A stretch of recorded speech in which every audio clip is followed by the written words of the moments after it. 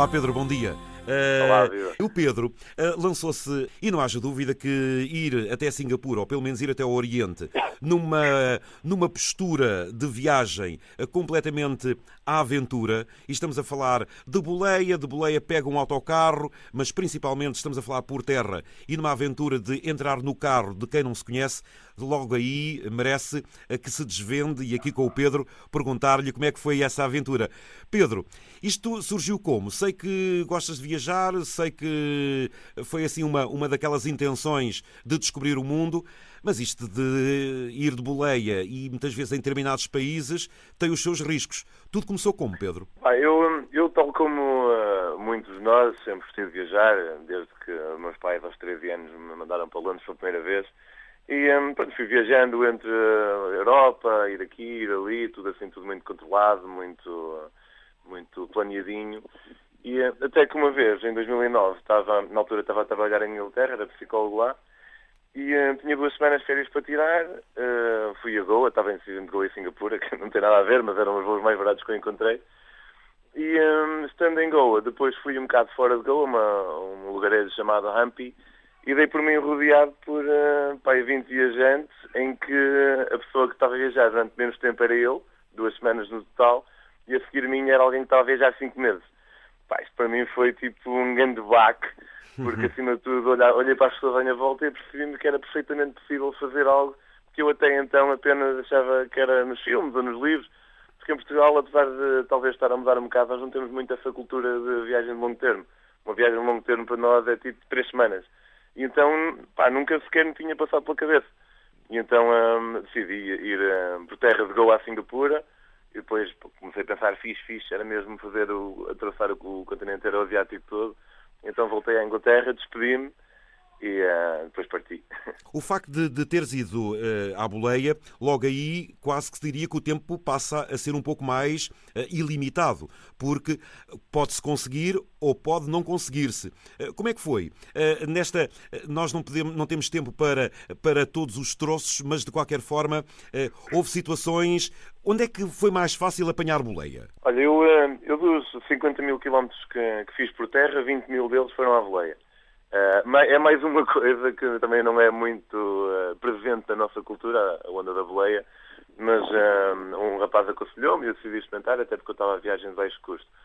Em termos de mais fácil, foi na Tailândia. Na Tailândia aquilo era uma loucura. Eu, na altura, estava a viajar com uma amiga minha portuguesa, de Torres Novas, e acontecia, por exemplo, ela ter preguiça de ir à boleia, ia de autocarro, pagava para aí 40 euros, eu ia à boleia e eu chegava primeiro. Era de filme. Em 2 dias fiz 1.700 km à boleia. Fui de Singapura até ao norte da Malásia, 700 e tal quilómetros, e depois no dia a seguir comecei às 11 da manhã, e às 11 da manhã do dia seguinte, e às 5 da manhã do dia seguinte, 1.000 quilómetros depois estava a chegar a Bangkok. Um gajo saía de uma carrinha, esticava o dedo e bum, lá íamos nós.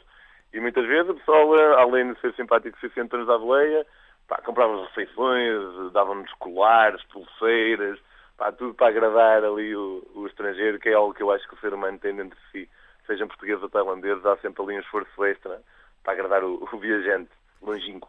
E qual foi o país, porque tu saíste da Europa, portanto, quem for ao teu blog, já lá iremos, portanto, aos endereços e não só, mas vai verificar, tu tens um gráfico onde localizas, portanto, todo o teu trajeto.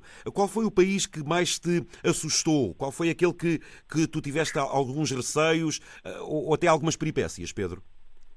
Olha, o país que me assustou, acho que não me assustou nenhum.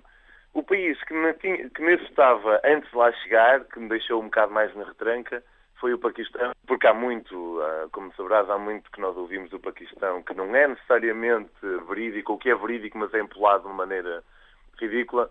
E então, eu estava a chegar do Irão na altura, tinha atravessado o Irão com 20 euros, porque não há Visa lá, nem Mastercard, eu não sabia, tive de me safar assim. E cheguei ao Paquistão, estava com um bocado de medo, vou atravessar isto em 2 ou 3 dias, apanhar uma data de autocarros e vou direto à Índia. A verdade é que eu gostei tanto daquilo que acabei de ficar lá 1 mês e tal. Depois outro país que eu adorei o país, mas onde efetivamente tive uma experiência menos positiva foi no Laos, em que estive preso 2 noites, acho que fui drogado. e depois acordei numa situação bastante terrível. É uma boa história, mas não é uma grande história porque sofri um bocado. E só uma nota que eu faço sempre questão de dizer, isso não tem nada a ver com a segurança no Laos, eu simplesmente tive azar e aconteceu, e os azares acontecem. Portanto, às vezes são estes riscos que se correm nestas viagens de aventura, nunca se sabe com quem a gente se mete. Mas tu és psicólogo, esta foi uma viagem, até mesmo devido à tua formação, que te abriu, obviamente, uma viagem deste género abre sempre a amplitude do pensamento a qualquer pessoa. Mas tu, com essa base académica da psicologia, foi uma viagem que preencheu a alma e deu-te, digamos, uma sabedoria sobre as pessoas, os países, sobre novas formas de pensamento, certeza absoluta, não, Pedro? Sim, sim. E às vezes também eu penso, será que eu tenho uma certa abertura e interesse no meu caro ser humano por ser psicólogo, ou será que sou psicólogo porque já tinha de antemão esse tal interesse e abertura para com o meu caro ser humano? É um bocado aquela onda de quem é que vem primeiro, a galinha ou o ovo. Pois. E não sei responder assim com muita enfatidão onde é que está a ligação entre a minha formação académica e a viagem. Mas a verdade é que sempre ao longo dos tempos, efetivamente, sempre tive muito interesse em ver como é que se faz e ver pessoas, sejam na China, sejam ali em Oliveira das Meias, pessoas que agem de uma maneira diferente e que, aprendendo isso, vou aprendendo também a deixar de julgar e perceber que a minha realidade é a minha realidade, não é necessariamente a realidade de todos. De todos. Mas, ó Pedro, a minha pergunta estaria relacionada porque, ao fazeres uma viagem à boleia, ao entrares no sistema do couchsurfing, portanto, em ficares em casa das pessoas, o contacto humano foi também um motivo bastante enriquecedor nesta viagem, porque estamos a falar em percurso, em paisagens, em conhecimento, mas o fator humano aqui foi extremamente importante, até porque tiveste, logisticamente, por assim dizer, relacionar-te com ele. Sim, sim. Eu se queres te diga, eu não fiz de propósito, mas reparei que muita gente que já leu o meu livro, que me vem dizer, este livro não é sobre sítios, nem arquiteturas, é sobre pessoas. E depois vamos pensar e realmente há uma tónica e um enfoque maior aí. E para mim, obviamente, faço o melhor para respeitar qual é o estilo de viajar de qualquer um, mas para mim o que realmente me dá algo é efetivamente conhecer pessoas de mais variados backgrounds possíveis e esse contacto ensina-nos muito, não só acerca de quem está lá ao fundo, mas até acerca de nós mesmos. E acho que é algo fundamental para a viagem, é o contacto com os locais. Contacto profundo, não aprecio tanto o estilo de viagem de quem vai para um resort, tudo bem. Reitero que respeito a onda de cada um, claro. Mas acho que há algo que se perde aí com esta onda. Esta viagem de tantos quilómetros, isto foi durante quanto tempo, Pedro? Foi 9 meses e meio. Eu, na altura parti era para ir durante 8 meses, porque a minha ideia era ir de Portugal a Singapura por terra, só que depois cheguei ali ao Nepal. E precisamente naquele mês, que era o aniversário do Partido Político Chinês, então para evitar que os estrangeiros vissem demonstrações e tudo mais, o Tibete estava interdito e eu tive que voar para a Tailândia. Então pensei, já que não faço Portugal-Singapura por terra como tinha planeado, vou fazer o inverso. Então desci até a Singapura e vim por terra até Portugal. E isso fez com que acabasse por demorar 9 meses e meio. 9 meses e meio. Quase teria uma viagem de gestação para provavelmente seguir com outras, não, Pedro? Sim, agora estou com uma produtora do Porto, estamos a tentar ver se arranjamos fundos para fazer um documentário sobre religiões do mundo. Muito bem, cá estaremos. Caso consigamos, vou adiar a minha próxima viagem, porque vale a pena. Caso não consigamos, a minha próxima viagem será em janeiro, fevereiro. Gostava de ir de bicicleta à África do Sul. Olha, Pedro, eu penso que o fundamental, e tu és mais um daqueles que têm vindo aqui ao programa falando das suas aventuras, falando das suas viagens, falando do seu enriquecimento e num assunto que a mim me é muito caro. Agora, o importante também é dizer aqui ao auditório que o Pedro lançou um livro sobre esta viagem e que, para além de já ter a primeira edição ter sido esgotada, portanto logo aqui se vê o interesse e cada vez há mais interesse das pessoas por viagens, quanto mais não seja até às vezes para tirar algumas dicas, alguns conhecimentos. Agora, amanhã, Pedro, o livro vai haver uma nova apresentação aqui em Lisboa. Onde é que é? Que horas é que é, Pedro? Ora, o livro será então apresentado amanhã, sábado, dia 14 de setembro, Sim. Na livraria Palavra de Viajante, que é na Rua de São Bento, e às 6 da tarde. 6 da tarde, para começarmos ali a falar lá para as 6h20, Mas pronto, apareçam às 6 da tarde. Sim.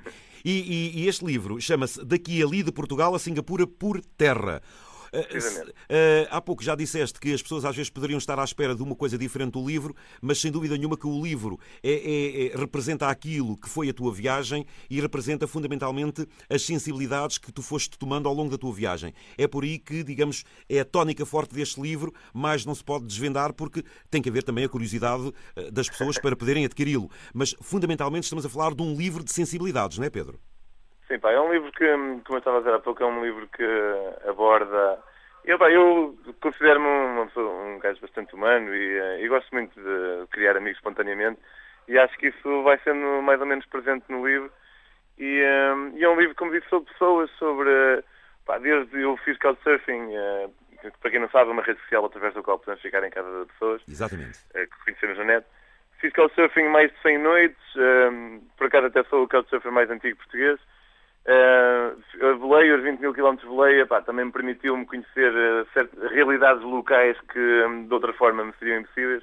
E então é um livro que acaba por, se calhar, nos mostrar que, apesar de tão diferentes, somos bastante parecidos e todos estamos aqui para curtir e estar bem e ser bons uns para os outros. E, portanto, sim, é um livro que toca fundamentalmente nas realidades das pessoas e que, se calhar, até nos pode... não quero estar aqui a ser arrogante, mas se calhar até nos pode ensinar um pouco acerca da nossa própria realidade e ensinar-nos também eventualmente a apreciar um bocado mais aquilo que nós temos e a percebermos o quão privilegiados somos, apesar de nos queixarmos bastante. Muito bem. Psicólogo de formação, gostarias de passar a vida a escrever? Gostava, isso é o meu verdadeiro sonho. Era poder, nem que não ganhasse muito dinheiro, não me interessa, mas se eu pudesse viver da escrita, era efetivamente o meu sonho. Eu gosto muito de ser psicólogo, hoje em dia ainda trabalho na Inglaterra, apesar de trabalhar só uma semana por mês, mas, ainda que apesar de gostar muito, gostava efetivamente de dar o salto e viver apenas da escrita. Vamos ver, nunca se sabe. Pedro, amanhã, portanto, às 18 horas, aqui na Rua de São Bento, o Pedro reapresenta novamente o seu livro, Daqui ali, de Portugal a Singapura por Terra, mas este programa está a ser escutado em todo o país e em todo o mundo. Se as pessoas quiserem adquirir o teu livro, tomar conhecimento mais prático com o teu livro, como é que podem fazer, Pedro?